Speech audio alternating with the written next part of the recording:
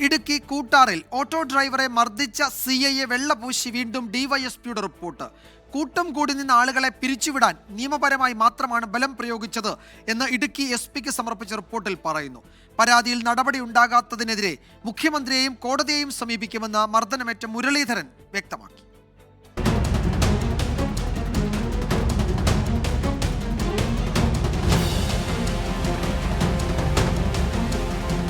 പുതുവത്സര ദിനത്തിൽ കൂട്ടാറിൽ മദ്യപിച്ച് കൂട്ടം കൂടി നിന്ന ആളുകളെ പിരിച്ചുവിടുന്നതിനിടെ മുരളീധരന് മർദ്ദനമേറ്റുവെന്നാണ് കട്ടപ്പന ഡിവൈഎസ്പിയുടെ റിപ്പോർട്ട്.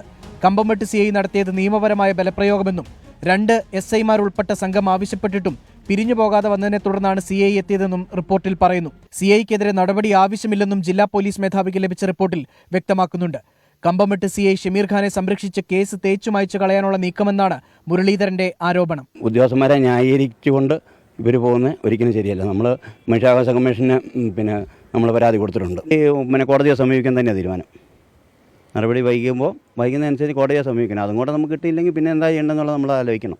സിഐയുടെ മർദ്ദനത്തിൽ മുരളീധരന്റെ പല്ല് പോയിരുന്നു. എന്നിട്ടും കുറ്റക്കാരനായ ഉദ്യോഗസ്ഥനെ സംരക്ഷിക്കുന്ന നിലപാടിനെതിരെ മുഖ്യമന്ത്രിയെയും കോടതിയെയും സമീപിക്കാനാണ് മുരളീധരന്റെ നീക്കം. മുരളീധരനെ മർദ്ദിക്കുന്ന CCTV ദൃശ്യങ്ങൾ ഉൾപ്പെടെ പുറത്തുവന്നിരുന്നു. SP ലഭിച്ച റിപ്പോർട്ട് ഉടൻ DIGക്ക് കൈമാറും. 24 ഇടുക്കി.